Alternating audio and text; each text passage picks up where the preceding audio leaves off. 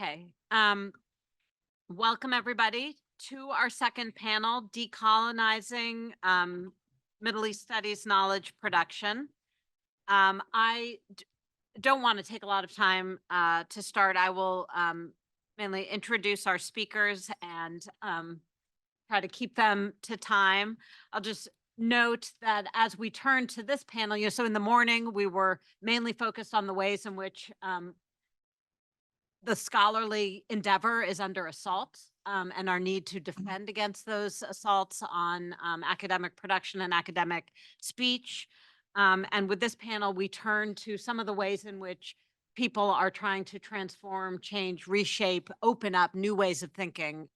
So not just defending against attacks, but really creating new openings that will that extend far beyond Middle East studies in their significance.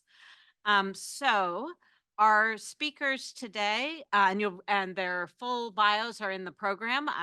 I will just briefly note their presence. Amahl Bishara from Tufts University, Karen Culcasi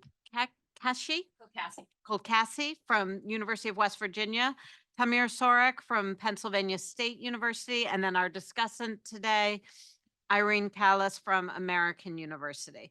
Again, the panelists will speak for 12 minutes each, and I will keep the time. Amahl. Thank you all. I'm really grateful to be in conversation with you all today and for the invitation. And so I've timed this, so I'm hoping that but I'm just going to start. What is a decolonizing anthropology after October 7th and Israel's ongoing genocide in Gaza? Was a decolonizing anthropology now that Nader Kevorkian has been arrested? I hear that, thank goodness she is not in detention right now, as an update. And after the NYPD arrested 3 busloads of students from a Columbia University protest, after, as we've heard, every university in Gaza has been destroyed and damaged. I wrote an article on decolonizing Southwest Asian, North African anthropology, Swana anthropology, before October 7th, and was told by organizers of this conference that was one reason I was invited. And I say this because the impetus for me to write that paper was actually to try to think about decolonizing Swana anthropology beyond Palestine, because Palestine is so often the center of those conversations. Yet the urgency of working on Palestine, certainly for me, because that is my scholarly focus, but also as for many others, continues to bark its insistence. I recognize that it's not an either or situation for sure, but I think we have to kind of recognize the complexity of the demands of our field.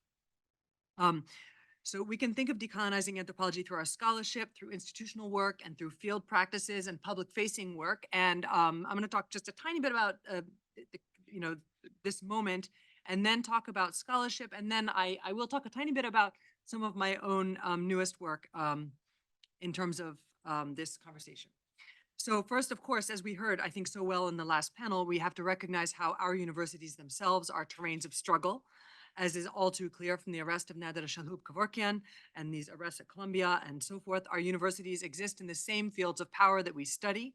And we see this, relationship between right-wing street politics, university politics, and legal processes.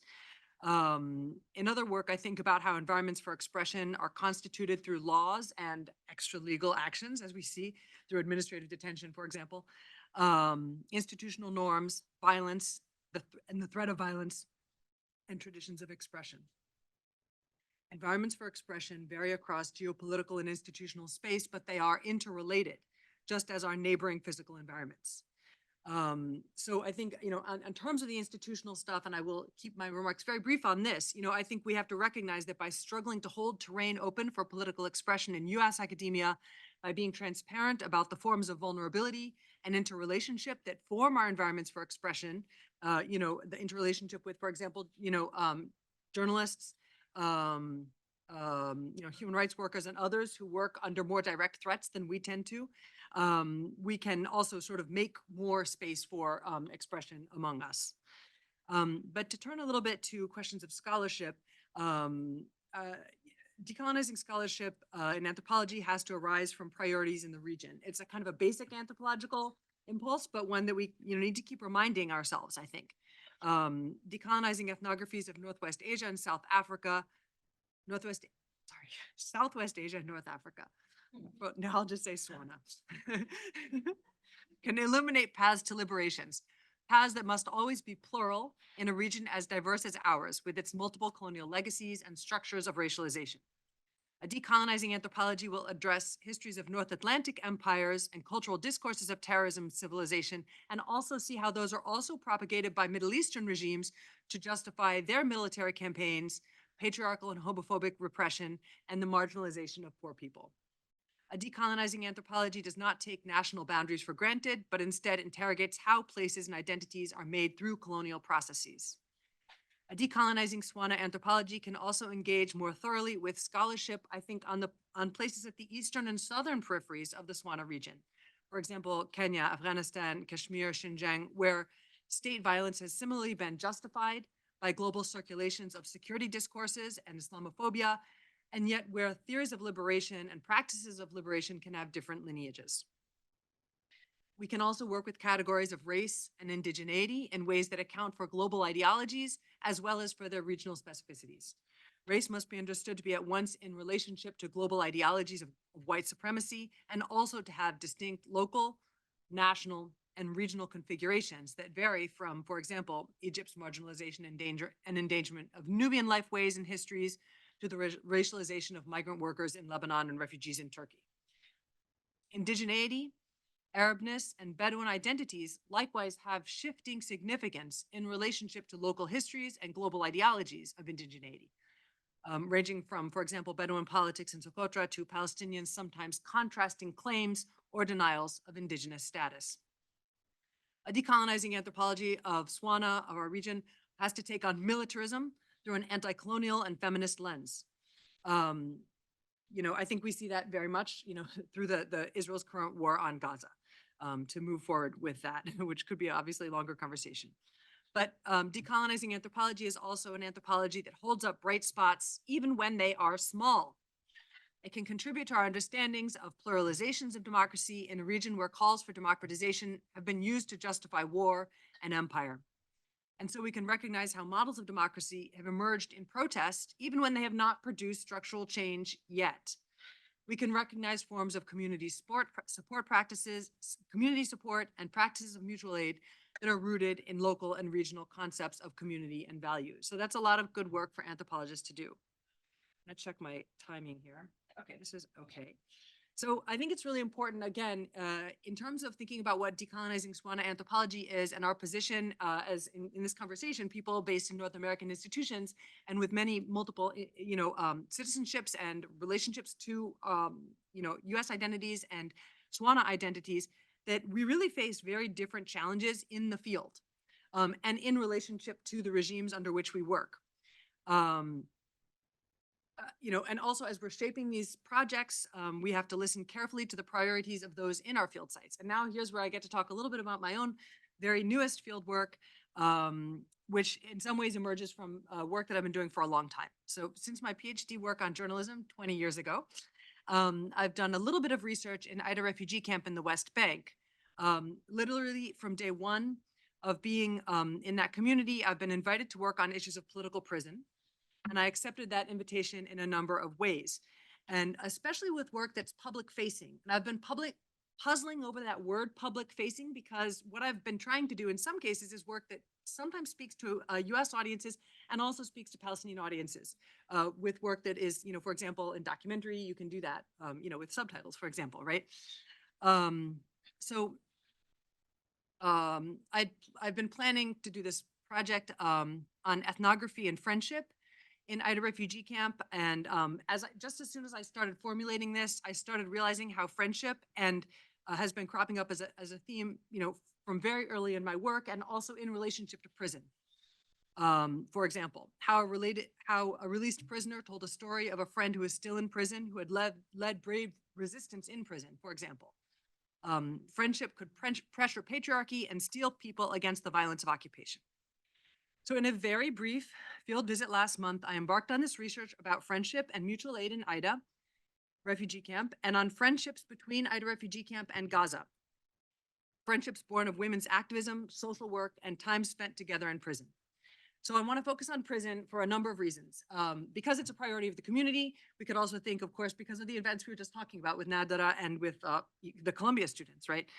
And because, most of all, because the circumstances in Palestine, in Israeli prisons have declined so dramatically in the last 6 months. So I interviewed one woman who works with the Ministry of Prisoners, and in some ways, this is a bureaucratic job. So what does it have to do with friendship, right?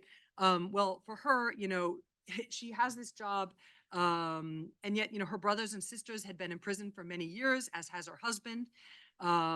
She has a really personal dedication to it. So she's told me, Bethlehem is a small city. I have childhood friends in prison. I know most of the families of the prisoners well. We give them support even just by asking how they're doing. In my office, we don't have an official formal relationship with them. Maybe a mother or father will come by and drink coffee. And I have no problem with answering a call after hours on a weekend. I have no problem. I answer. And indeed, our interview on her day off was punctuated by such phone calls. So friendship and a sense of community commitment motivates what is ostensibly bureaucratic work. I also spoke to a friend of mine who leads a community-based organization and has seen many of his friends arrested in the last 6 months or were already in prison before that. So I said to him, how do you be a good friend to people in prison under these circumstances? And he again said that it's very important to reach out to families and to support them. He said, he's the leader of this, he said, we are a cultural organization, not a charity organization. But in a situation like this, we're forced to work to help families. It's not easy because on a political level, it could be dangerous for the organization. We know that, and he mentioned the Israeli declaration of the 6 NGOs as terrorist organizations. So he said, though we're taking this risk, it's our job to work with families, and so we do it. Finally, I spoke to a man who'd spent over 2 decades in prison and lived with people who are currently in Gaza. For him, staying in touch by daily phone calls, not just text messages, imagine that, right? I'm just saying, was a moral duty. And it was very painful for him to witness everything that was happening. And he also talked about the calls serving a practical purpose of connecting people who weren't able to be in touch from North Gaza to South Gaza right now. So to wrap up, this is a very simple project on some terms, and it's, of course, at its very beginnings. Just really doing interviews, and so far, frankly, with my own friends, but I see this as a project of decolonizing anthropology on a few levels. First, because it's going to be a public, God willing, it will be a public-facing project in Arabic and English. And I wanted to show people in the community itself the value of their efforts, something that can be hard to appreciate when you're doing modest work in the West Bank in the middle of a genocide in Gaza. It honors and dignifies the work that people do in the face of military violence, PA corruption, and capitalist dispossession and diminishment of Palestinian lifeways. It addresses how people manage in the meantime before liberation. It helps to reframe what are acts of political commitment. And it also builds on a long-term commitment that I have made to challenging fragmentation produced by Israeli settler colonialism by demonstrating these somewhat surprising connections between Aida refugee camp and Gaza. And at the same time, it follows these community priorities of working on prison. So I'll just conclude with one quote from the social worker who really accentuated, I talked to her about her serving prisoners in her community, but also about support she's providing for people in Gaza who found themselves in Bethlehem. The war on Gaza has pained us tremendously. Even though we're here and the war is not in the West Bank or in Bethlehem specifically, we are one people. The occupation divided us to the West Bank and Gaza, but Palestine is one. So we must do all that we can do. Thanks.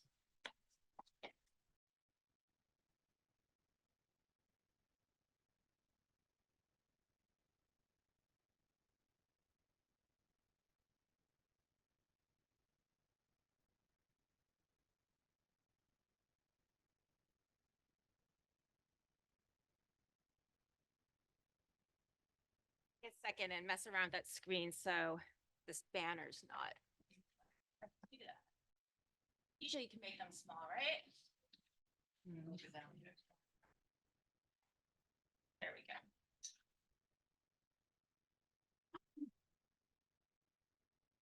All right. All right. When I'm ready? Yeah, Okay, go. Super. All right. Well, hello, everybody. And thank you again, Mona, and everybody who worked putting this conference together. It's been a pleasure so far. So my talk here, decolonizing Middle East, and I do stress I put this in quotes here. coming from a geography perspective, which is my discipline here. So in celebration of the Arab World Geographers 100th edition this past summer, I was invited to write a reflective essay about the direction of Middle East studies in the field of geography. So I took this opportunity to do that, and I wrote a paper that was very much about decolonizing Middle East studies with geography. The paper had 4 points to it. That's not all I want. It had 4 points to it, and hopefully, there we go. Which I'm going to outline 3 of them very quickly, and then elaborate on the 4th one in much more detail here. So one of the first points I have is that we need to be support growing scholarship and decolonize scholarship, about this region, and particularly from minoritized scholars. As a Anglo-American scholar, somebody who often kind of falls under the radar when there are these kind of watchdogs out there, I do think it is very much my responsibility. I think it is very much the responsibility of other Anglo-American scholars to really support the research from people who maybe have familial ties to this region, and to really try to help to support those voices and those ideas. I have 2 computer screens going at the same time, so it's a little awkward.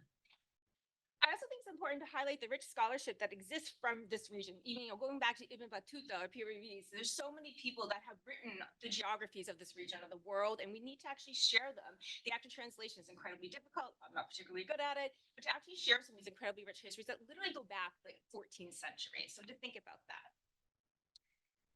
The third one is my obligation as a teacher, as well as a researcher, but particularly as a teacher, is to create not only lectures in my class and discussions, material in my class that helps my students think, decolonially about the Middle East, that region, but also to actually make my materials free and publicly accessible. And there's so many open resource opportunities now. I think that academics are really being part of this, and I think we need to make these things accessible, not just to universities as well, but even to create curriculum and material for the K through 12, particularly the high school education. I did have the opportunity to work with West Virginia high school teachers a couple of years ago in creating such material. So it's in some part, I'm already trying to do a bit of it. These things I think are pretty straightforward. I don't think they're very contentious. My 4th point, though, takes a little bit more nuance here. I just made that pop back up. It's not this term Middle East, which again, I put in quotes here. I just think we need to stop using it, period. We just need to be done with it. We need to jettison this term, right? We're here at the Institute of Middle East Studies. We have the president of MENA here, right? But I do think this is something we really need to be thinking about. And I believe that probably every single one of you, when you use this term, maybe a little part of you kind of cringes. Maybe not. But I get probably for a lot of you kind of cringes. So I've actually done about 15 years of research on this, stemming from doing interviews with Syrian and Palestinian refugees about about their sense of identity, where they feel like they belong. I've also done extensive cartographic and historical research on the ways in which different terms and geographical designations have been used from people within the so-called region of the Middle East. So I'm going to give a real quick overview. Again, this is research from about several different funded projects from over a course of about 15 years, including as far back as my dissertation, which likewise was about 20 years ago now. A lot of my interest in this stems from a seminal book published in 1997 by Lewis and Vegan called The Myth of the Continents, where they basically say we need to be critiquing all our meta-geographies. Even the concept of a continent is very much a geographic and social construct, and we need to kind of delve into these things. So they all need critique, but the Middle East needs it particularly. Okay. Unlike other labels like maybe the North American region or Europe, this one has so much embedded meaning in it that we really need to work through this one in more detail. There's 4 reasons I argue for this. 1, I don't know where it is. I don't think any of you actually know where this is. It's very ambiguous, this geography. Is entirely imperialistic. I mean, more British, but imperialistic. And it's only existed since the early part of the 20th century. That's the term, I mean. There's countless negative connotations to this term within particularly the United States, but elsewhere as well. And within, it's not widely embraced. And again, I've done quite extensive research on this particular point here. Well, that's actually all of them. So I'm trying to get through this quickly. I did not practice, so I did not time myself. So I hope I can get this. Okay, so the first point is very ambiguous. So Brian Whitaker, who is a very famous journalist writing for The Guardian, has this lovely quote. I've been writing about it in The Guardian for almost 4 years. I'm fairly sure I've been there, but I have to confess, I don't know where it actually is. So I took these kind of anecdotal comments and I did a very thorough cartographic analysis of the way in which the so-called Middle East has been mapped within British and American atlases and maps. And this was actually part of my dissertation a long time ago.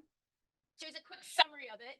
In each one of these maps, there's different levels of them, but often the Middle East would really just considered what the Levant states, Palestine, Syria, Iraq, Jordan, and then sometimes we're a little bit larger, include Egypt and Turkey, and less often, each one of these maps are less often representations of, again, a little larger coming into North Africa, sometimes all the way to Tajikistan, even Western Sahara.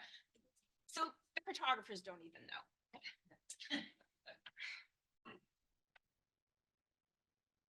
Okay, it's imperialist. You probably all know this. From what I understand, maybe someone could correct me if I'm wrong here, but the first time this term was ever used in print was in 1900. It was a British general, Thomas Edward Gordon, and he published an article called The Problem of the Middle East. And in this article, he was really focused very much on British international relations with a very vague region that was in the middle of their east. And I'm sure you all know the origin of that term. Jump ahead 110 years. In The Economist, also focus on British media here, they had an article, labels and categories and menagerie of monikers, that all these states, and they continues to go on that the Middle East reeks of imperialism. My point is mainstream media recognizes this, right? It's a pretty basic point. And the negative connotations. It was really difficult for me to actually select which ones to share with you all, but even the fact that Gordon in 1900 refers to it as a problem kind of starts that tone that there's a lot of negative connotations about it.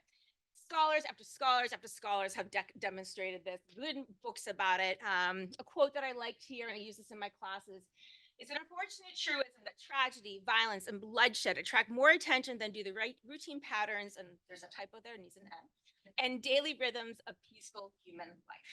And it's very true, we know this. Countless examples.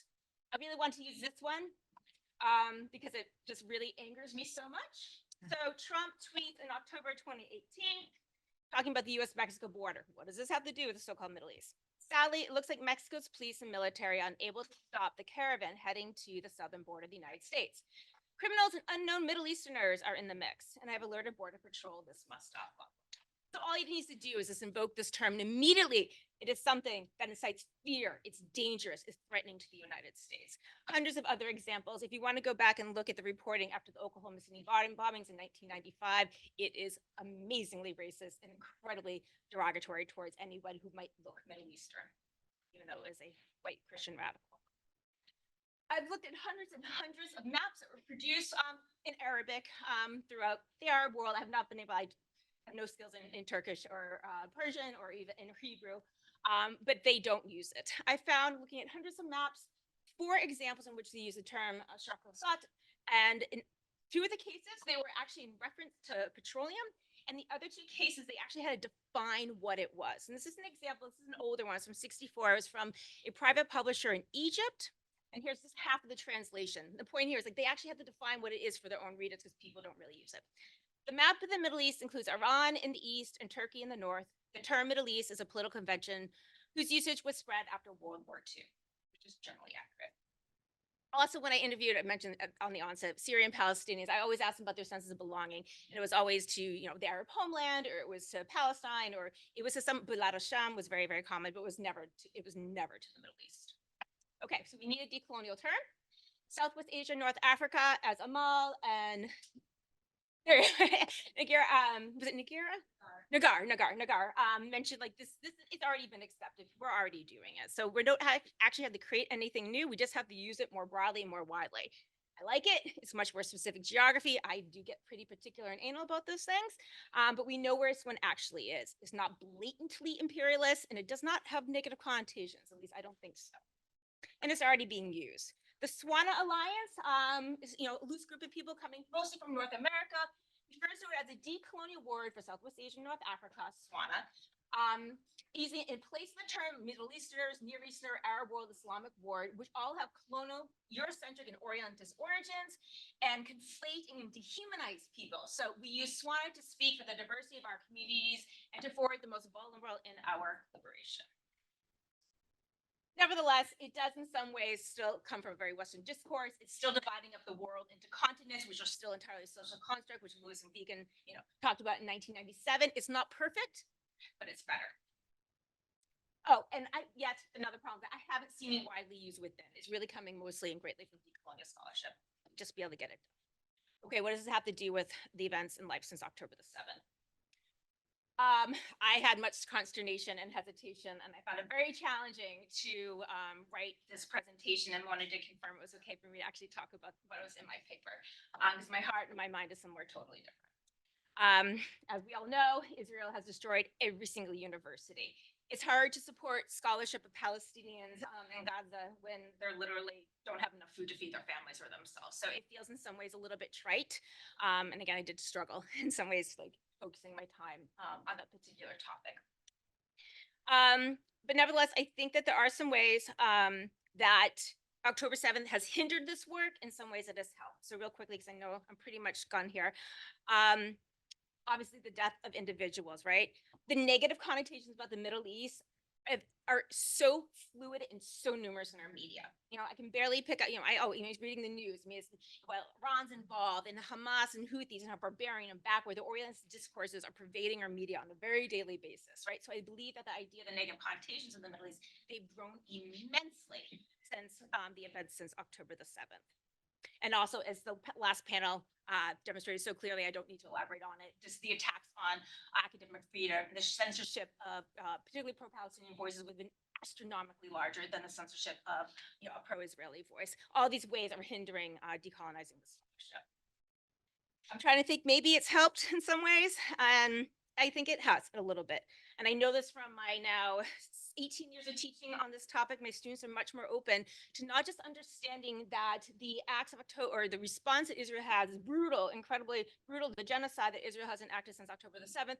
They're not just seeing that particular moment as something brutal, they're actually listening to the history from 76 years of there being a continuous oppression, displacement, and oppression of the Palestinian people. So they're actually, I think there's an opportunity, people's minds are opening up a bit. Not everybody's, absolutely not, but I think a lot of people's minds are opening up.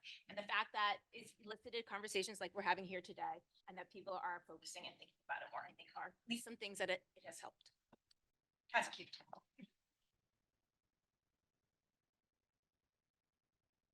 You got this? All right. Thank you.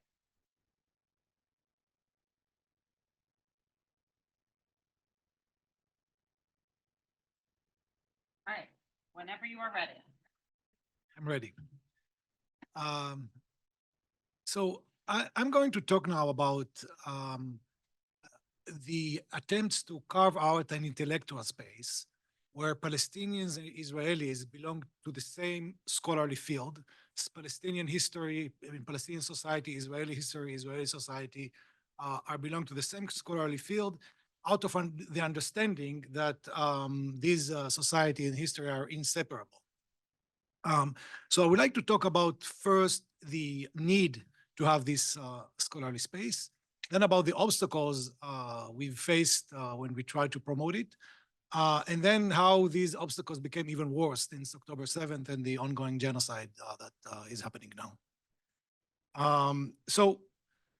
The scholarship of Palestine studies, Israel study has been separated to different associations, different journals, and they also related to different political agendas. And Israel studies has become growingly a bastion of Israeli advocacy. It has not been so bad recently, but in the last 2 decades, with the influx of conservative money into the field, it became more and more difficult to have any critical voice there. There have been several waves of scholars who left Israel studies. They couldn't stand it anymore. The last one was already during the war, when the Association of Israel Studies made some public announcement about the Hamas attack on October 7th, and even refused to mention that there are Palestinian victims. And so this is just the last wave of leaving the field. So what happened with years, that there is a self-selection. Those who remain there are really committed to defend Israel in the academia.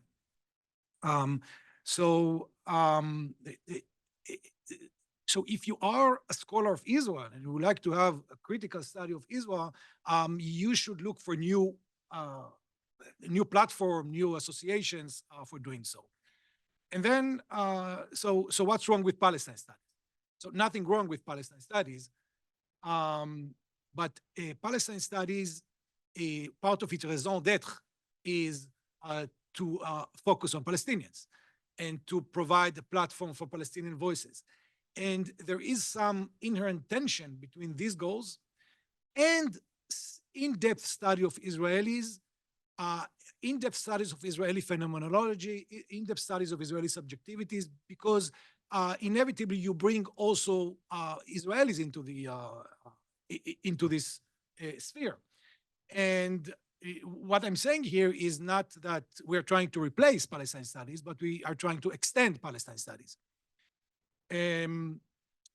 So the issue also with Palestine studies is that Zionism and the state of Israel and Israelis, they are being studied a lot in Palestine studies, but almost always as a structure of power which is directly relevant to Palestinians.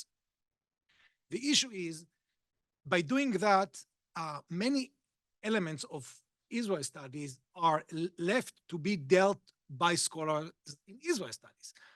Internal conflicts between different kinds of Judaism in Israel. For example, just an article that has been published in Israel Studies Journal about the law of return as a sphere of conflict between groups of Jewish Israelis. When you do not even mention that it has a role in dispossessing Palestinians, you just normalize it without talking about it. And so what we are trying is to promote discussion of this issue, but with a vocabulary that challenge political reality rather than legitimize it. Other spheres which are required critical studies are, for example, the seemingly apolitical field of Israeli popular culture. Apartheid is not only the two legal systems in the West Bank. A gourmet restaurant in Tel Aviv is also part of the apartheid system. If you want to study Israeli popular culture, Israeli food, and there are, like in the field of Israel studies, they like very much to bring the conferences about it, but there is less emphasis on the critical element of understanding how Israeli food, how Israeli sports are related to the colonial project of Zionism. So what we are trying to build here is a field that understand Palestinian and Israelis as related to the same field, but with a critical look, and also with providing legitimacy to studying Israeli phenomenology.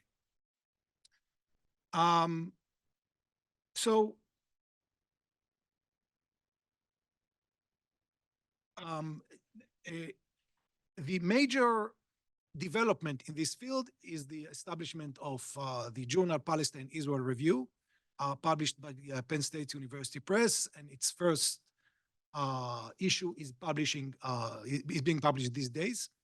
The editors of this journal are Sonia Bulus from Nebrija University in Madrid and myself.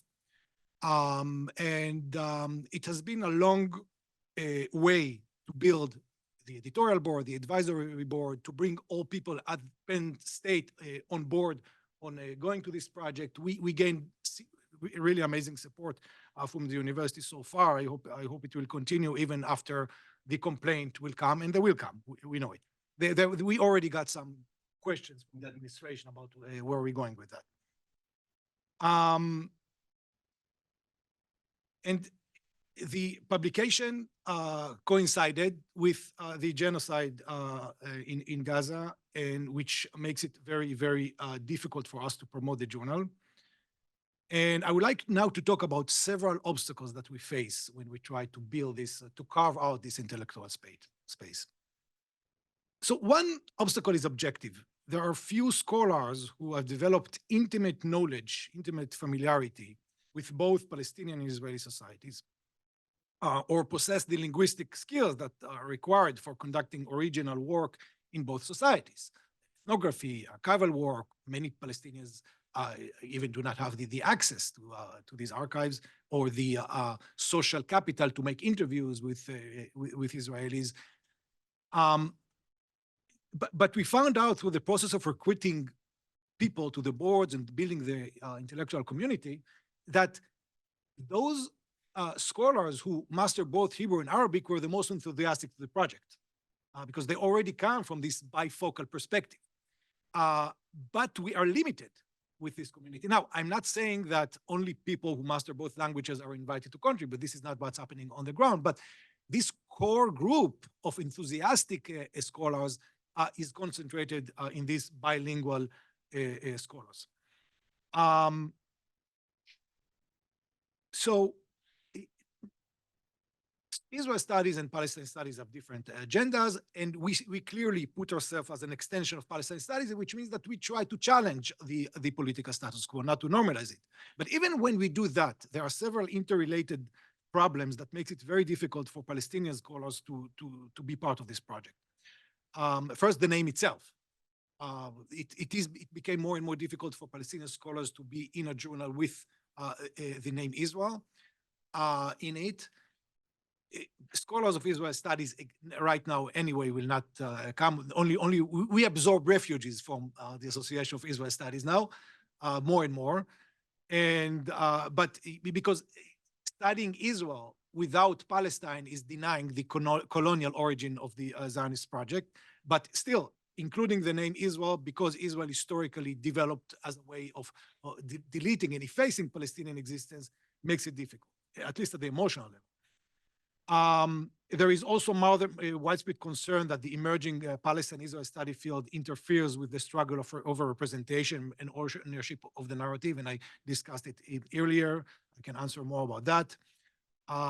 And also the bifocal methodological stance that ascribes importance to both Palestinian and Israeli phenomenologies is not easy for the victims of Zionism to adopt, not easy for the Palestinian members of our boards to work with, because inviting Palestinians to see social reality from the point of view of the Israeli actor might amount to a certain emotional violence. Now, all these problems became much, much more difficult since October 7th. And we had in February, we had the launch conference of the journal at Penn State University. I can relate here to the words that my co-editor, Sonia Bulus, said, that she just came from the Conference of Palestine Studies in Doha. When she went there, she had the intention to talk with people about this project. But when she arrived there, she felt that it is impossible right now to tell people about a project with the name Israel. We had some discussions about the possibility of changing the name after October 7th. And I will not get into the technical issue of this idea of changing it, but so far we will still keep the name as it is. But we acknowledge that it is very difficult to recruit Palestinians to this project. At the same time, we face challenges from the other side, because we insist that settler colonialism is a major paradigm for understanding the Palestine-Israel condition. And even though it might not be the only one, but it is a major one. And there is a very concentrated attack against the mere legitimacy of using the settler colonial context from the field of Israel study, which is well-funded and supported, and there are many things that you mentioned here, as describing it as basically a latent demand to expel all Jews from Palestine, Israel, or in a latent legitimacy for the attack of October 7th. There is a lot of rhetoric in this regard. So our stance, which is clearly, yes, we do take still seriously settler colonial conflict, I predict that will be at the core of the complaints that we soon will face. As luckily now we enjoy the relative marginality of Penn State as a university, but once this journal will be successful, once it will be visible, I will be concerned if we don't have any questions about it. And last thing I want to say is that in the few years to come, the G word will be at the center of debates. Whether we can use the word genocide, we cannot use genocide. It will be almost a litmus test to be even affiliated with Palestine studies. You won't be able to be there without acknowledging that what we're saying, genocide. Yeah, and our efforts to confront this disciplining of this word will be part of the struggle that we will face in the near future. Thank you.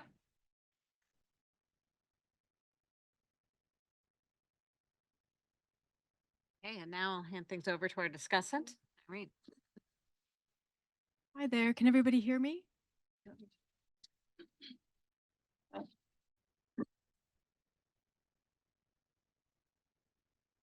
So firstly, I just want to say, I want to thank the organizers for inviting me here and to be the pleasure to be in conversation with my colleagues, my esteemed colleagues.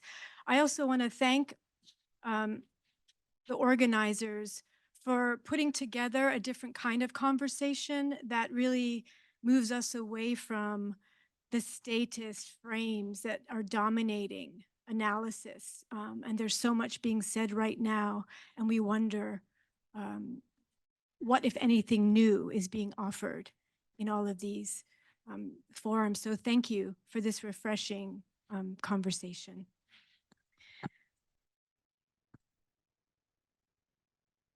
So I have had the pleasure to think about your papers and been in conversation with your work beyond this.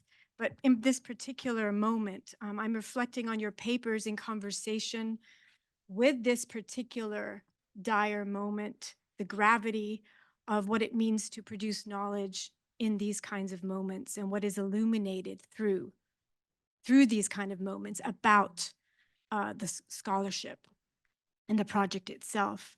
And also thinking about the conference and this title of our panel via my work over the past few decades, thinking and working with and through anti-colonial struggles, activist intellectual decolonial thought and practice across different landscapes of struggle within Swana, Palestine to Oceania, South Africa, and indigenous Turtle Island. And so I want to just bring some reflections that that came to me through reading the conversation of your work and bring out some questions that I'd like to pose to all of you to think about, if you might. I first wanted to bring what we mean by decolonizing to the center of our analysis. Of course, we are talking and locating ourselves in a particular kind of project. But the lessons, we can see that the lessons of anti-colonial struggles across space and time underscore that a decolonial lens and frame are not in itself a decolonizing practice. And that we also know that decolonial practice is born through the struggle, through living the struggle. And in fact, the struggle itself is a site of knowledge production. And then how does that feed back, you know, in different kinds of ways? As our first panel addressed so clearly, the current moment has illuminated that we are all, and the Global Academy, are fully entrenched in colonial, imperial, capitalist, patriarchal structures, and how the repression of dissent is enacted through these interlocking matrices of power. And there seems to be an idea that charting out potential decolonial practices could lead us to a decolonized place.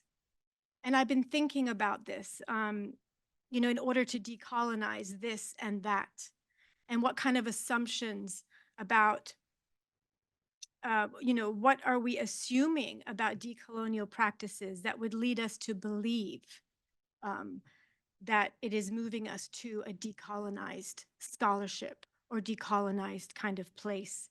And especially in thinking about these colonial structures as ongoing and consistently all encompassing, you know, not just ongoing. We are inherently embedded in these colonial structures, our beings, our land, everything about our lives. And in fact, our lives are dependent on these colonial structures in that sense.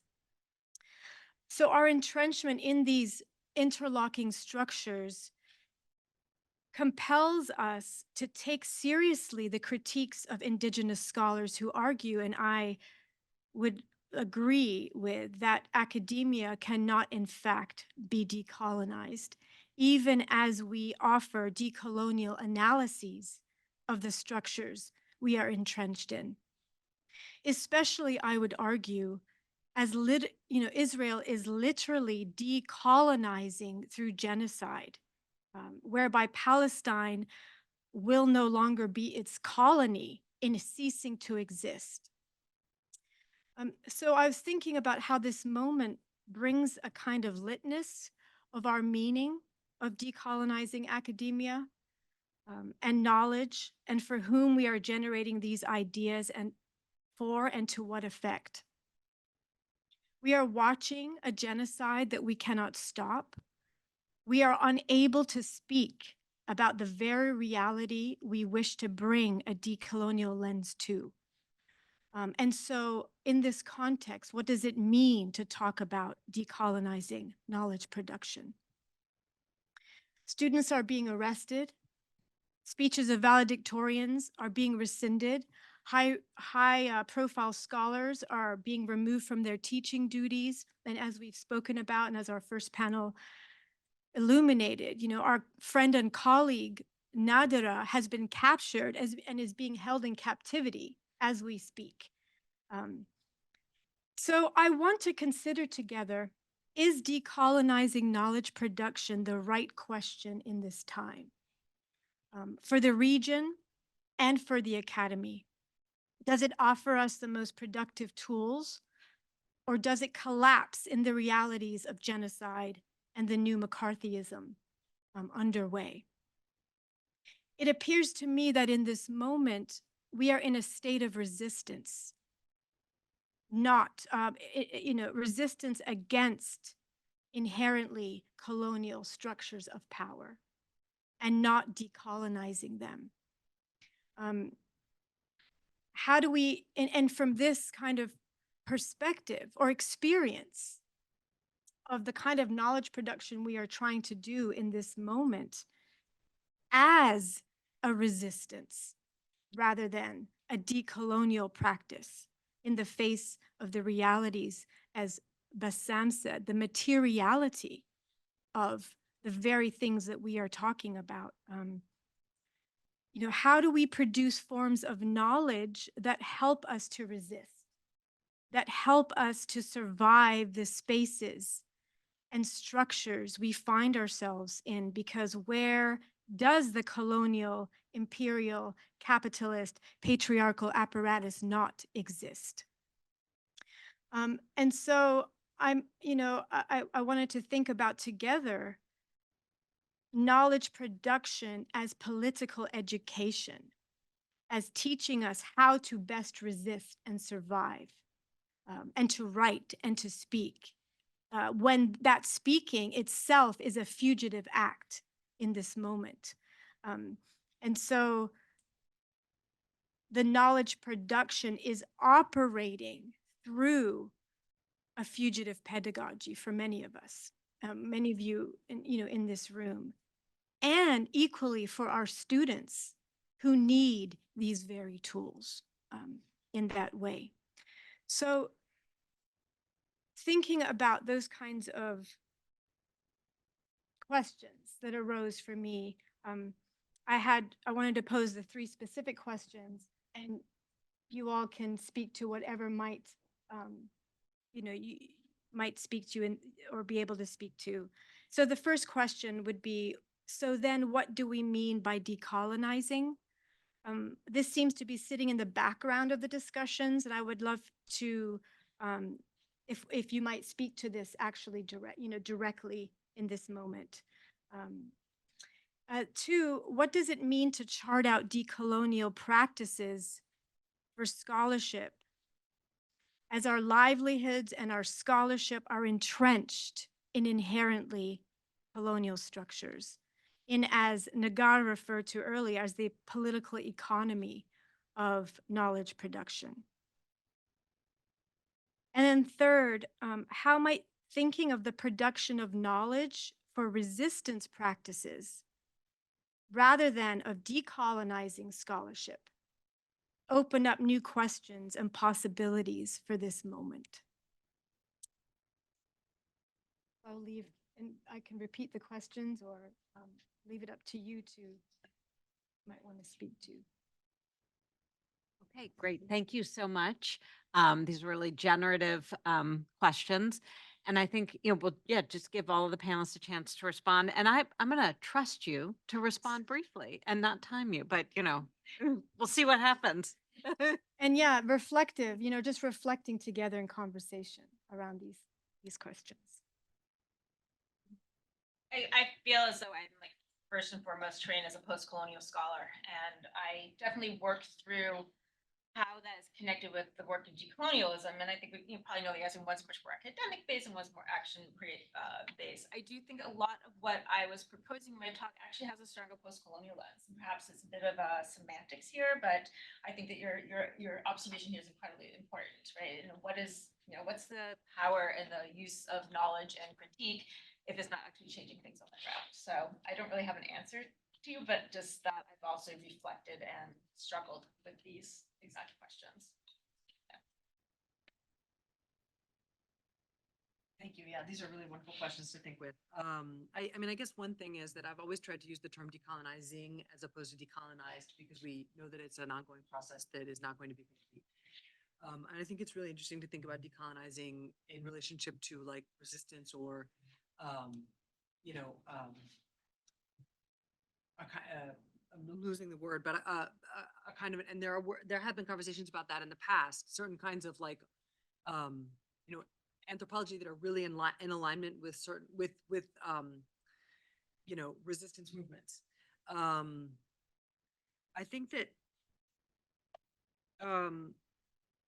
in terms of I think that there's a lot, and I'm thinking more about my sort of the work that I'm doing as opposed to the first part of the paper, which was sort of based on kind of a little bit of an attempt at a lit review in a way.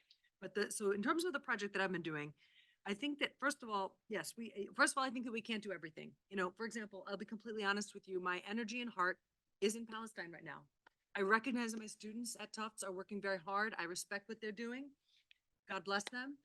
I've done what I can to support them, but my energy and frankly, like what keeps me up at night is the safety of my community in Palestine and, people who I'm writing about arrest because they could be arrested. So I think that we have to recognize that we can't always do everything. That's, I think, one thing about anthropology is that my anthropology is cheap. Okay, I did get university funding for this work, and I recognize that I'm entrenched in these networks of funding, but I'm grateful that I don't have to. Nobody's going to look me up and find me that connected to the DoD. Thank God, right? The other thing is I'm doing anthropology. I hope in a way that actually puts money back into the pockets of people in the communities that I'm working in ways that basically follow my university rules, but stretch them a little bit. Do you know what I mean? And so I think that that's a positive, a very small positive thing at a time when people are not getting paid salaries. They're not able to move to their jobs. I mean, at a point, the point is that it answers an immediate need. Is that decolonizing? No, but it is a practice that recognizes how I'm entrenched in a system, a capitalist system here, a neoliberal university. It reroutes just in a very modest way, extremely modest, right? In terms of thinking like resistance and decolonizing, I mean, I'm also trying to work to keep the people that I love safe. So, we want to do this public-facing anthropology work. I will run by them everything that goes out in association with their names, but I also need to be careful in some ways that, they are careful and I'm careful. They know how to be careful more than I do about the things that could compromise them and get them, arrested, right? So I think this is where it helps to kind of listen carefully to people in the field. The other thing I want to say is I don't know what kind of resistance is going to lead to Palestinian liberation, right? And that is actually why I formulated this project, well before it was meant to be, believe it or not, about dignity, friendship, and fun, right? Fun fell out immediately, right? But dignity and friendship are really there. And what I want to say is that actually I was clear a year ago and I'm clear now that liberation is not around the corner. What do we do in the meantime? What do they do particularly in the meantime, right? The people who are living under this military occupation and apartheid regime. And so I actually think that in some ways it's useful for me to think and dignify those things that people don't always recognize as resistance, because I think that they're very important for building a society, or at least maintaining and building a society that will be there, and will cultivate a kind of liberation, politics of liberation. And so I think, in some ways, decolonizing kind of what we think about what is resistance, it can also be a move. So I don't know, those are just like a few thoughts that I'm sure that, very scattered, but a few ideas, and I'm so grateful. Thank you, Amal. First, I would like to join you in what's happening for me in the last 6 months, that I really changed my research agenda and writing agenda and focusing on what's happening in Palestine, Israel, because this is what concerns us. Regarding the particular aspect of decolonization, so decolonization is something that should happen on the ground. It has a clear political meaning. It means stopping the colonizing project. It is the dismantling of the apartheid regime and building a new regime based on equality, a correction of realistic correction of past injustices. There is a list of things that should happen on the ground. Decolonizing knowledge is a knowledge that supports and legitimizes this process. This is in general what I see as decolonizing knowledge. Certainly, so if I look at Palestine studies and Israel studies, we have here a project of decolonizing this study of Israel, studying in depth of Israeli society with the analytical tools coming from the vocabulary of decolonization, and with an eye to the future, toward the vision where we can dismantle the colonizing efforts. Which stands in the project itself is problematic, because again, when I say we bring Palestine studies, Israel studies and try to reshape the field, some might interpret it as legitimizing certain balance or symmetry between the two sides. And this is one of the obstacles also for Palestinians to join it, because it is interpreted as creating symmetry. So we are trying to convey the message that no, we are part of the effort of decolonization. We are not assuming symmetry or a balance between the two sides. This is what we're doing. Can I just say one quick thing? I just want to say that I am absolutely procedurally following rules about my research funds. I'm really just paying people for their work, really, you know what I mean? But the point is, it's a collaborative project where I've decided to be collaborative, pay people for their work, instead of sort of pretending that I'm doing all the work myself. Sorry. You are safe from your administrators. You are safe. Thank you. Oh, I appreciate, I appreciate your responses, and I appreciate it's not the questions. We can think about the project of decolonization and thinking about the role of the production of knowledge in this moment when we are not even allowed to speak, let alone, right? So even if we're bringing the decolonial frames, we cannot even speak those. We can't name the death and the dying and the genocide. And so how might we think about the role of the production of knowledge through decolonial lenses as resistance, as the needed resistance we need in this moment, where it becomes the tool and figuring out the methods through which we figure out what we need in this moment, and kind of really locating discussions about decolonizing the production of knowledge in the materiality of the moment in which we cannot speak. And so what do we need to do when we cannot speak? The decoloniality we're committed to. This is kind of what I'm thinking about, and thinking about our colleagues and all of who are engaged in a fugitive pedagogy in this moment. And that is not the same necessarily as a decolonial practice. I'm not in a pedantic kind of way, but in an actual effort to decolonize. So yeah, just maybe shifting and connecting to that materiality of the moment. So that's kind of what I'm thinking through. Right. I think this is a, you guys can continue to ponder, but I think we'd like to invite, the broader audience into this conversation. And for those of you who were here for the morning panel, I think we'll be following the same, practice, not procedure, but practice, in which we'll ask you to take a couple of minutes as you're thinking about your question, to peer review your question with somebody sitting next to you, keeping in mind to make sure that your question is a question, not a statement or a personal anecdote, and also that the questions that you want to pose to the speakers are not something that is beyond their capacity or outside their purview, the purview of their topic or their expertise. So yeah, take a couple of minutes and then we will turn back to you. And we started late, so we will go a little bit late for this session.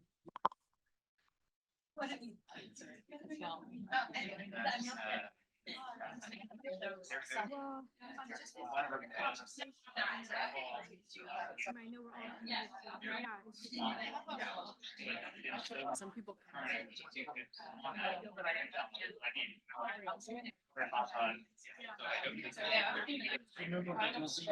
Oh, absolutely. Reminder, Yeah, we're Yeah. having Yeah, a no, I private know, I conversation. know.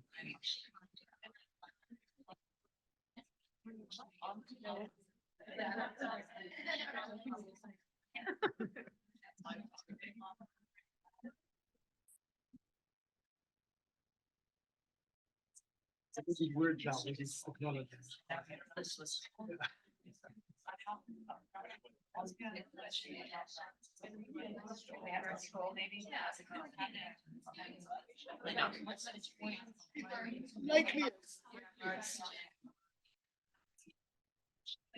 I think this is why we also have to record this, because then you have, what was the context between that. Live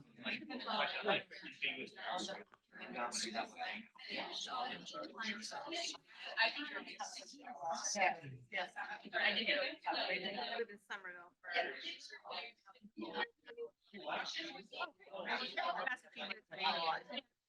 That's it.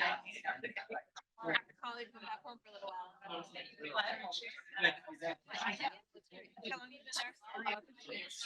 So like right after presentation. They're expensive. Expensive. I was just reading about all the leaving Massachusetts because of that. Maybe not.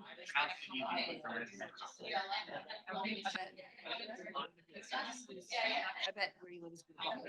You're all down. Landscape is large. Yeah. From my house,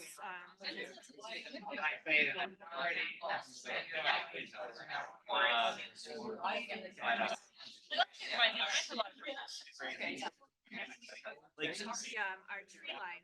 The last Democratic, like I knew they were.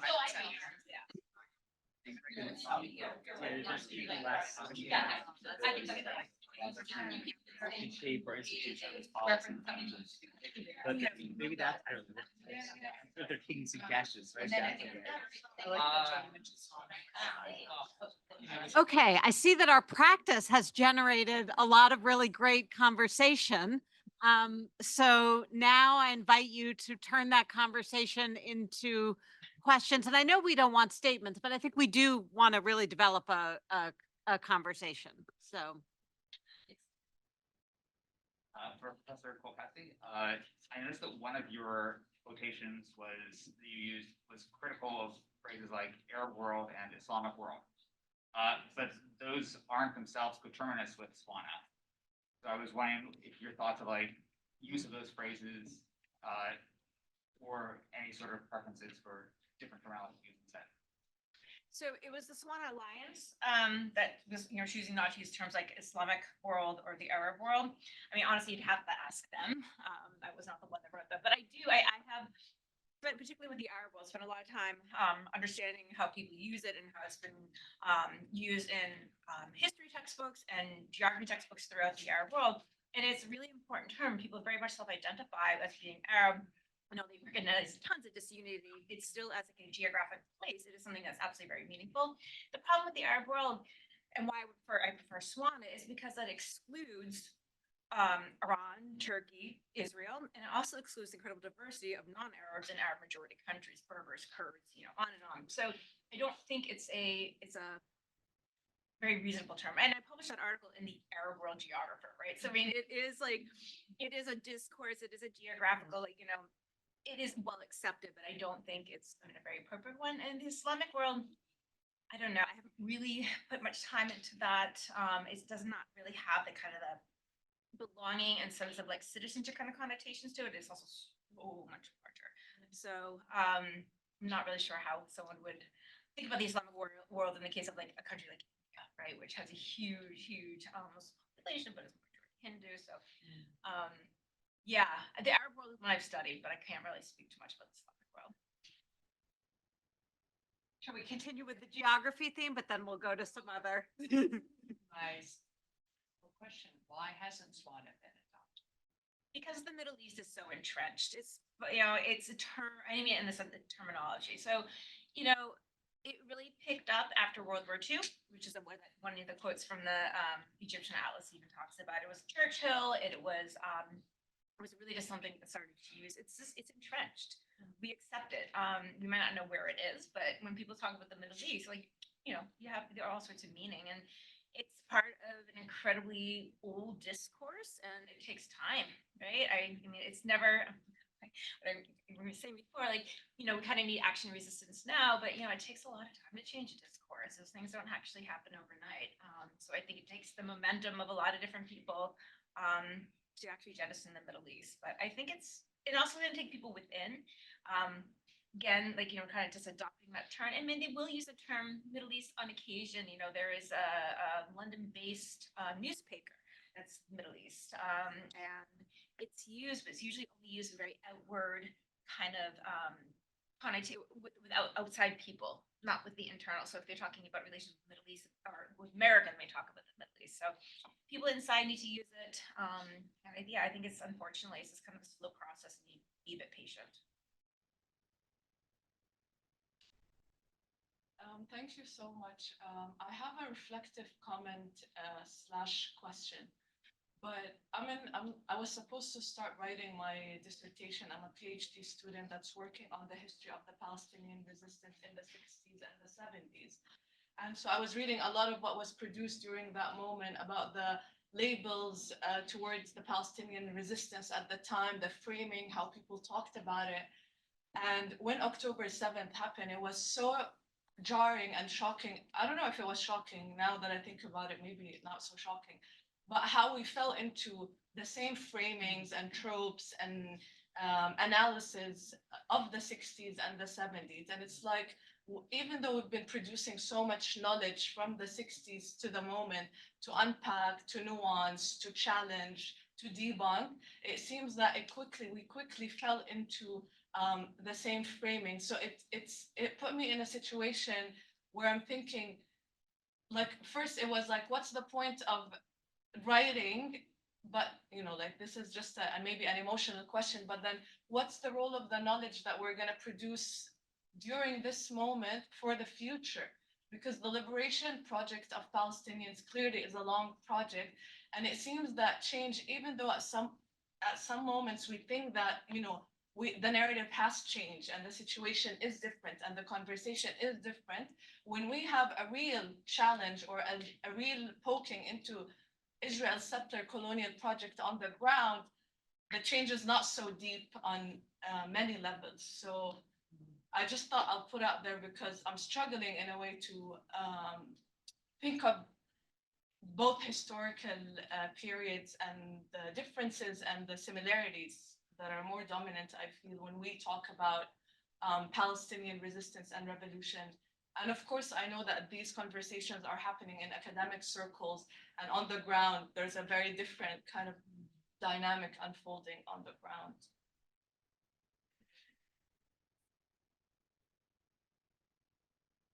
And does anybody want to say anything? And I know it's a lot to reflect on.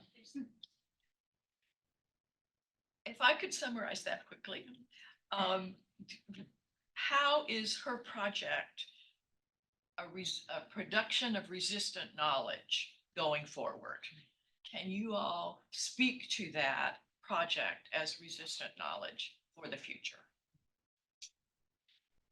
Sounds like an incredible and important project, and I guess pulling forward those layers of history and thinking around resistance seems so crucial.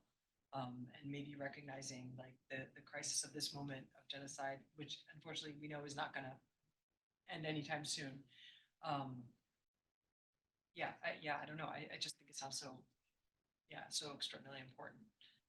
And I do think that Indigenous studies and Black studies offer us some ways in to add other layers to those conversations. You know what I mean? Yeah, and the question of sort of how to get that, how to have these conversations happening in multiple places, like in the region here, is a major challenge. Yeah. You see, like, it's so frustrating, right? 60 some odd years has passed and it's like, what progress have we made when you just like revert into these old racist, Orientalist tropes and things like that. And I saw it too, I absolutely saw that. And it is so frustrating. It's like, what have we been doing? How have we not really made any progress there? And I can't remember who said it earlier, but sometimes it's kind of just engaging like with resistance literature. And we actually think about like what is resistance and when is it like successful or not? Like sometimes it's just like these small changes, and sometimes there's like forward movement, and then sometimes there's backward movement, right? And how one defines like a successful resistance movement or not is kind of, it just demonstrates the messiness of it, right? And so maybe it's not that. It's discouraging, but maybe there still is forward progress. I'm just trying to put up a slightly positive light and like say your work that you're doing. It sounds like really super important to draw out like how we're reusing these things from the 1960s, right? So I think it's super important, and progress isn't always linear. Am I allowed to address that? Just really quickly, I just wanted to say that I think your question really insightfully illuminates the logics, the consistent logics within these power structures, and the fact that they are ongoing and ever made and manufactured. So to me, your question is the important aspect of seeing how we are located in entrenched ongoing forms of logics that are very consistent in how they play out, even if the details change. And equally, the fact that you are going back to this reservoir of a particular kind of revolutionary knowledge production, I think speaks to the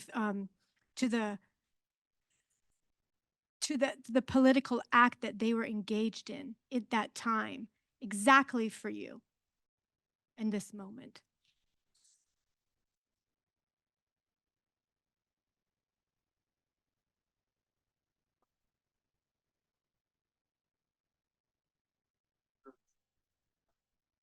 Can I ask you to speak up a little bit? The first one we heard about the university as a corporate neoliberal capitalist entity, and then the way we have been silenced is in a large part due to the way the university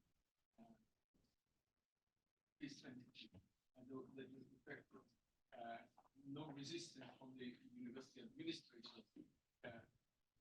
we heard is also part of this. And you spoke about knowledge production in this context of colonization, colonialism, and the need to decolonize. Can we think about the entanglement of neoliberal capitalist universities with the colonial project? How exactly does it work? And what is the investment of the capital, actually, donors, the name donors repeated so many times. What is the kind of the investment of capital in the colonial project? We should understand this in order to understand resistance in the university.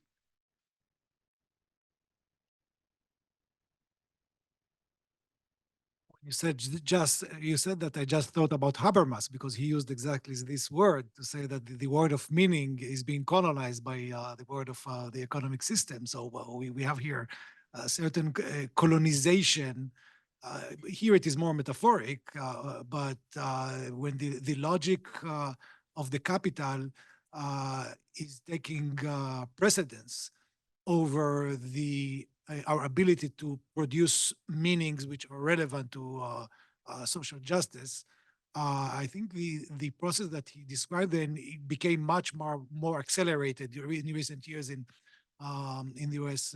Academy.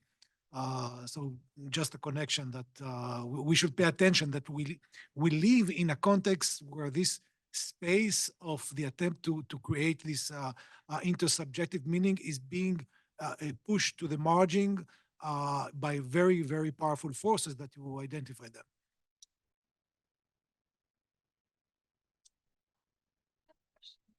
And I'm gonna try to articulate the question in a way that comes back to points that Irene raised in terms of, really not thinking of decolonization as a metaphor, right? And kind of thinking about the material conditions that correspond to work that is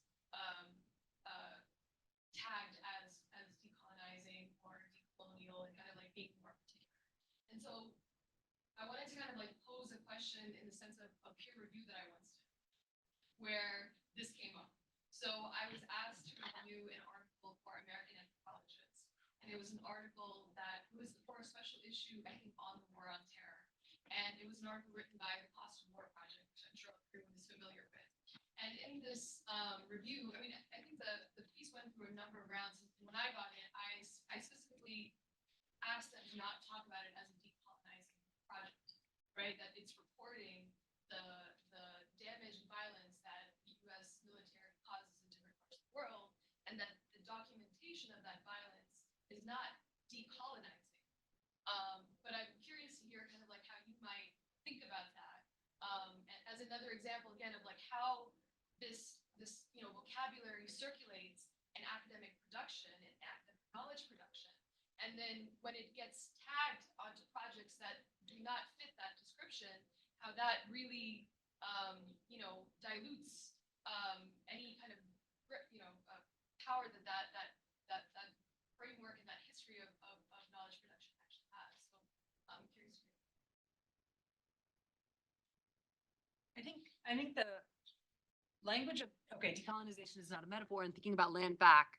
And I mean, yeah, I think also thinking about my place in Tufts University on land that, unceded land of the Massachusetts tribe and Wampanoag tribe, and also land that had been, part of a plantation that enslaved people worked on. I think that fully accounting for our structure, the relationship between our work and those structures is a long accounting. In terms of the Swana region, I think that we need to take seriously priorities within the region that might mean that, I mean, it's not, land back is not a call across the Swana region, even when there are imperial projects, right? And so it's in my opinion, there's a way of thinking. Does that mean that there's not a decolonizing project? I think that we need to kind of take seriously the layers of empire, which include obviously North Atlantic empires, but also, colonial formations within the region, and listen to priorities about what undoing the violence of those colonial structures means. And so I take very seriously the idea that, land, decolonization is not a metaphor, and we need to think in terms of land back when those are the claims being made. But I don't know that they're not always the claims being made, right? So I think that that's part of it. I think that we can think about, again, the entanglement of material processes and symbolic processes, and take seriously what it means to, fully account for those entanglements. So I don't know. It's just one, I would love to think more about that, but that's just one answer to that question. I think that academics have gone through this with so many other times, like the term critical scholarship, right? I feel like that's been usurped and it's been taken over. I have a geology colleague that once referred to her doing teaching critical thinking skills in a class, and it meant they were actually digging really deep into bedrock to understanding lots of deep levels of it. And I think, like, you know, the term like discourse or discourse analysis, sometimes people are like, are you really doing discourse analysis? Or are you really just looking at a narrative or something, right? So I think we have this tendency as academics to really self-analyze, like the way we're using terminology and that such. And I think maybe this is the time that we also need to be doing that with the term decolonial. Yeah, I don't really have an answer, except for I think it's kind of what we do, and I think it's a necessary thing to actually reflect a little bit more on it. I don't think it's necessarily a bad thing to use it as metaphor, though.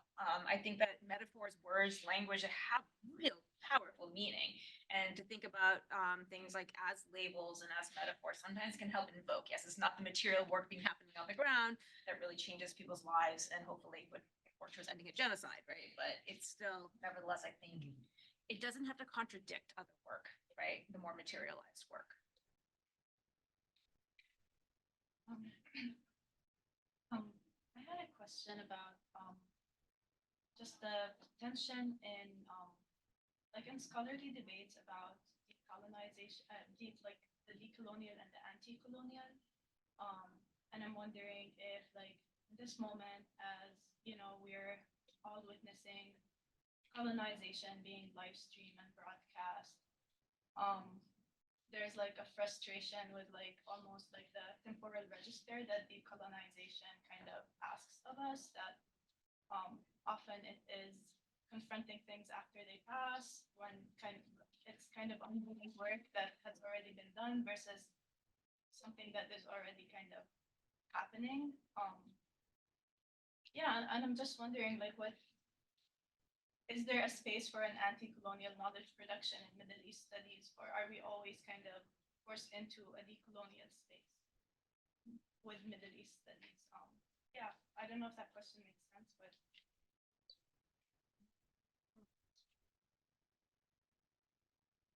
I think it's really, yeah, it's a really important question. I hope we can make spaces for anti-colonial anthropology.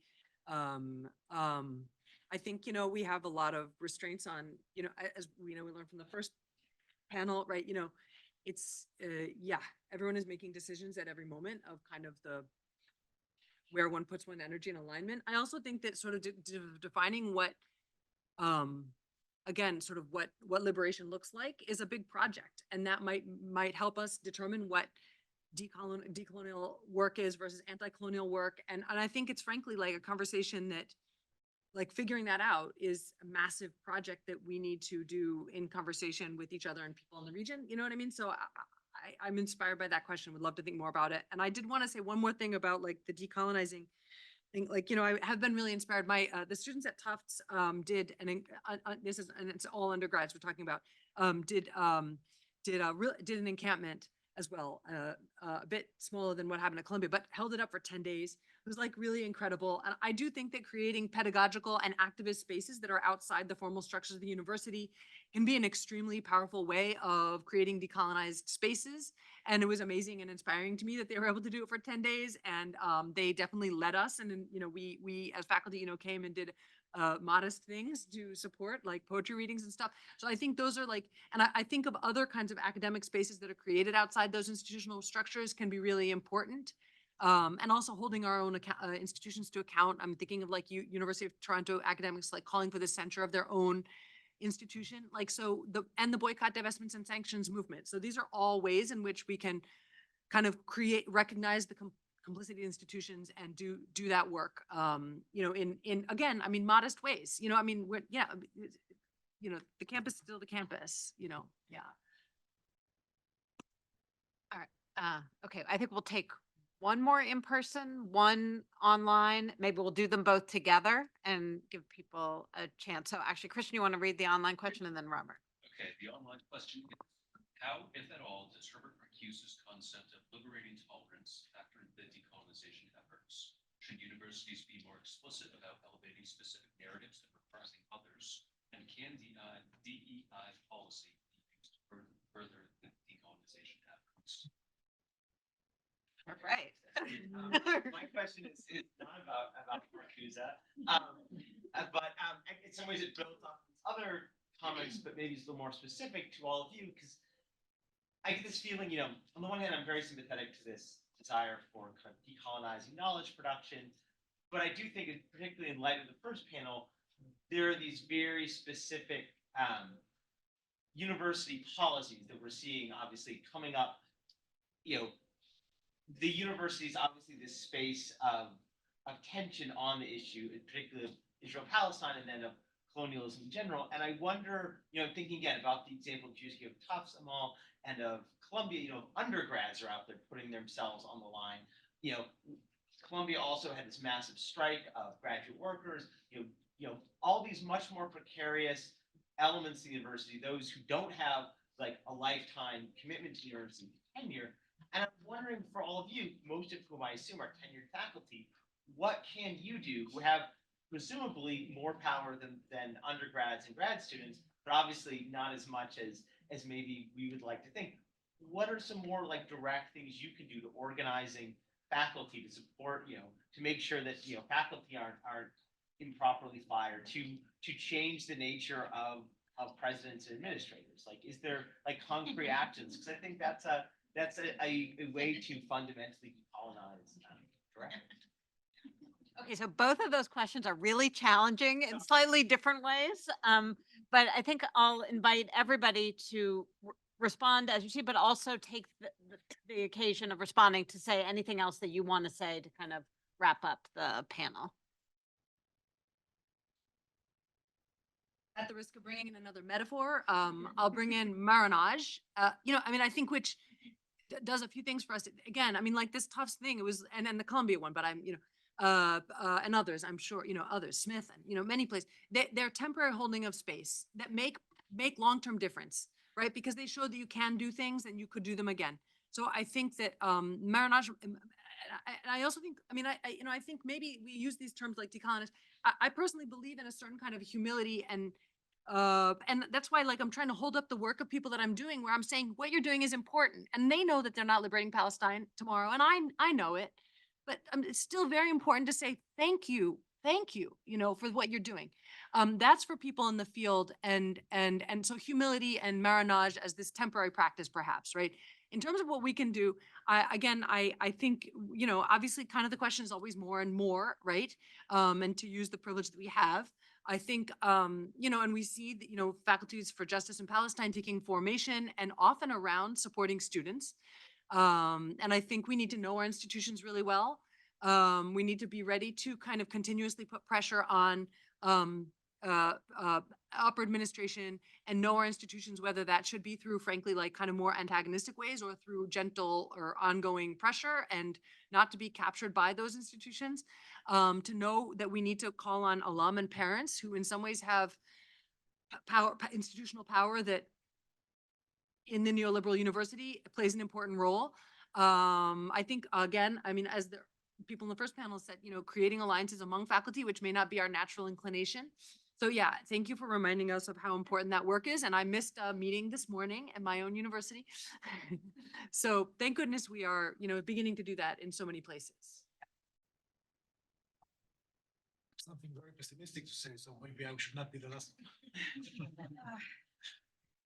It's the constant question, like it's happened so much, like Black Lives Matter, and was walking in a protest and taking a selfie enough, right? And the answer is no, right? So like, what do you do? Is our time, I think for me personally, it's my teaching.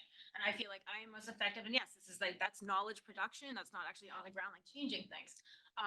Money can help. We literally can start, UNRWA's got its problems, but like we can work to fund and get more money to UNRWA, we can do things like that. I am a believer in education and knowledge, though. So that is my inclination, and that's usually the direction I go. But yes, we support our students, like SJP chapters, like you do everything you can do, and you fight back against, the weaponization of anti-Semitism, right? I wish I had a better answer. I don't. And it's supporting, this is like one of the first points I mentioned, just like supporting people who are there. I've reached out to higher ups in our like international study abroad offices, like, okay, can we create visas for students? And dead silence, but like I've made attempts, and I did that with the Syrian war erupted too. And it was just, they kicked me out of the office, right? But like trying to get people here as asylum seekers or refugees, I think is a hugely important thing. But no one in Gaza can get out, right? So they can't even seek refuge, which is a whole other problem that bothers me. But yeah, there's lots of, and do you have suggestions, things we can do? What else can we be doing? exactly. Turn the question on you. It's a classic trick of teaching. I mean, I think the idea of like organizing, right? Like it seems to me like that, I don't know, like what, when you're, obviously, like, didn't we have like last year that, there was a big lawsuit against CW over the like censorship of this one, I think a psychology professor over their, like, yeah, about over her own like talk discussions of Palestine in class. Like, what is the faculty doing to back up one of their own? And I think as I think about and maybe this is all just in my mind because this looks like the graduate union like workers logo. Like grad students are organizing, undergrads are organizing, so like the faculty should be too. And ways to, I don't know how exactly the power is, how much power you have to hold administrators accountable, but it just seems like what is Columbia's faculty think in all of this? What do Harvard and Penn's, they're all their presidents called up in front of Congress, but like, this sounds like they're all beholden to like the power is so much, as you said, beholden to donors, to alumni, to parents, but none of this stuff happens without faculty. Like General strike. I mean, but like, we're trying to do it. We don't even have job security. You all have job security. But just recognizing that, I just want to give Tamir You Yeah, really want me to be the one? Okay. So I want to say two things. Were we discussing about the curriculum and the kind of discussing colonial vocabulary in our courses? We have an urgent task now. There is a genocide taking place. So I think we should give precedence to that in our contemporary struggle. It is beyond our long-term vision of what we do at the university. So I think this is something that we should remember when we make all these plans. The other thing is that I think we are facing a wave of pressure, the kind of the colonization by the capital. We're only in the beginning.